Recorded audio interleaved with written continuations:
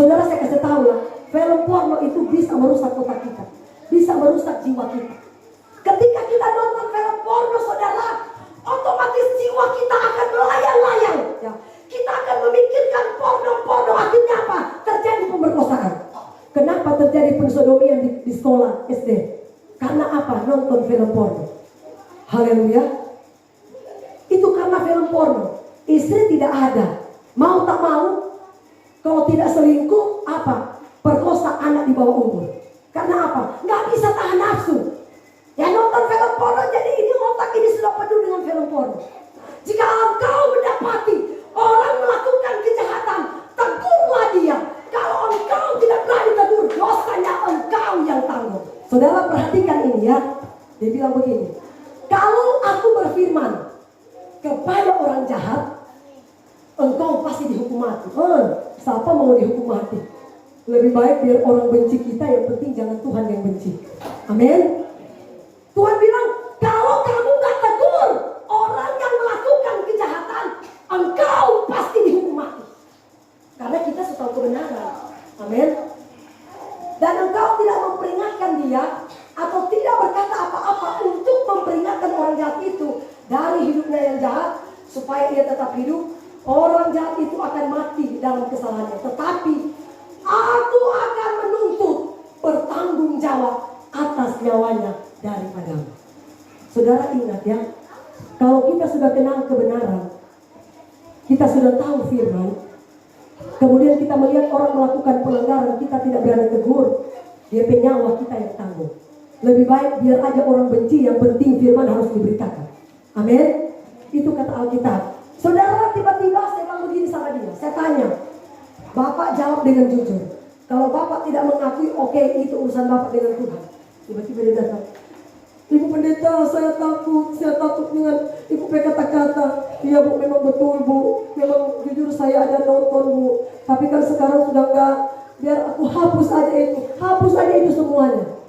Saya bilang luar biasa. Hati-hati ya, apalagi ini anak-anak remaja. Ya, apalagi anak-anak SD sekarang sudah tahu buka-buka HP. Hati-hati dengan film-film porno yang bisa merusak jiwa kita. Amin. Katakan begini saudara, jikalau ia berbuat dosa, ampunilah dia. Jikalau ia menyesal 7 kali, engkau juga harus mengampuni dia. Lalu kata Rasul-Rasul itu kepada Tuhan, tambahkanlah iman kami. Saudara, setiap kali saya berdoa kepada Tuhan, Tuhan tambahkan iman saya. Tambahkan iman saya Tuhan. Saya ini tidak mampu melakukan kebenaran kalau Tuhan tidak berikan saya iman dan kemampuan melakukan firman itu. Amin. Setiap hari kita datang kepada Tuhan, tambahkanlah iman kami.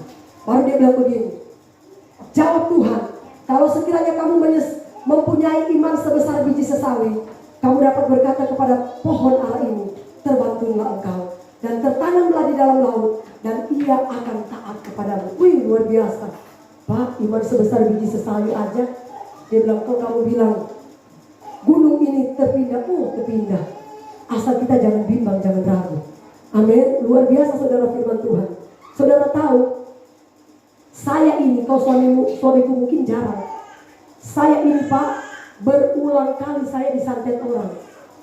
Berulang kali. Sekarang saya tanya, Pak Martin, kira-kira kalau kita orang sudah rajin ke gereja, sudah berkhotbah, kira-kira Pak masih mempan santet atau tidak? Mbak Esi kira-kira masih mempan santet tidak? Masih saudara. Kenapa? Firman Tuhan bilang begini, jangan beri kesempatan kepada iblis. Kecil aja, jadi ketika saudara saya emosi, mungkin ada celah kecil yang saya buka, disitulah kesempatan. Saudara, satu ketika saudara, di bagian perut saya ini seperti ditusuk-tusuk. Sakitnya luar biasa. Mau melahirkan juga kalah melahirkan. Saya mau pergi ini nggak bisa. Aduh, ini kabur, mau mati mungkin. Saya mungkin sudah mau mati malam ini. Saudara, suamiku bilang begini sama saya, ayo mah kita pergi ke Palangka, cek. Saudara tahu pergi cek, dokter bilang begini, ibu nggak ada penyakit, bersih, ginjal bagus, paru-paru bagus, semua bagus. Ibu begini aja, kita scan. Otomatis kalau scan rambut saya harus dibotak. Iya kan? Karena mau temukan penyakit katanya lewat scan. Saya bilang sama suamiku, pulang aja. Kalau dokter bilang gak ada penyakit, hidup dan matiku di tangan Tuhan. Pulang saya saudara. Pulang setiap hari saya menyanyi. Itu aja obat saya. Menyanyi apa? Dalam nama Yesus. Dalam nama Yesus. Ulang-ulang, besok tetap pasti ada dia. Menyanyi terus ulang. Saya sudah mati atau belum Pak? Itulah saudara kuasa Tuhan. Kemarin juga saya kejadian. Saya pikir saya kemarin sudah mati saudara. Ya, terulang kembali apa yang saya alami. Saudara tahulah, saya lagi masak enak-enak. Tiba-tiba kok perutku ditusuk-tusuk.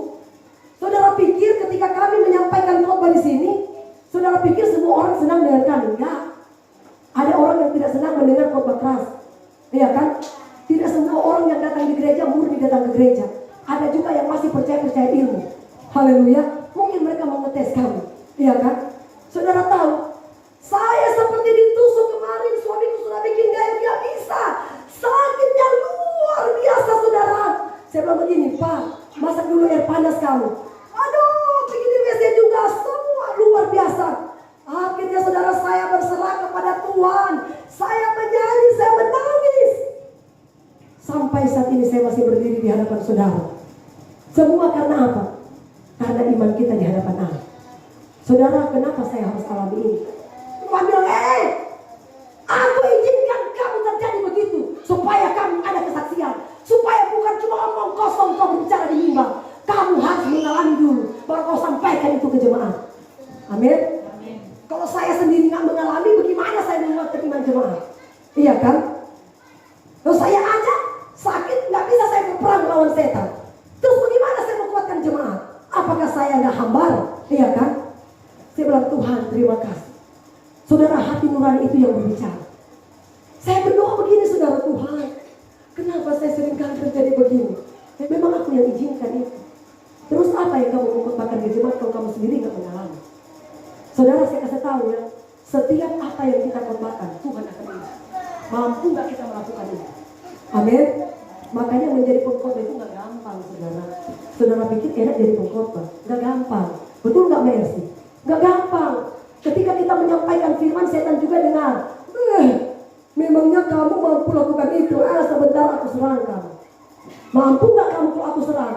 Mampu nggak kamu bertanggung jawab dengan apa yang kamu sampaikan? Saya bilang betul juga ya. Betul juga. Tuhan itu luar biasa.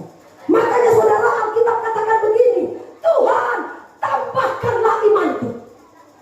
Itu hari-hari harus kita berdoa, meminta kepada Tuhan. Tambahkanlah iman kita. Iman sebesar biji sesawi, dia bilang gunung pun bisa terpindah. Amin. Kalau saudara sesuatu terjadi diizinkan Tuhan sama kita, jangan pernah menyalahkan Tuhan. Anggaplah itu ujian buat iman kita. Memproses iman kita semakin kuat, semakin murni seperti emas. Amin. Tuhan berkati kita semua. Shalom.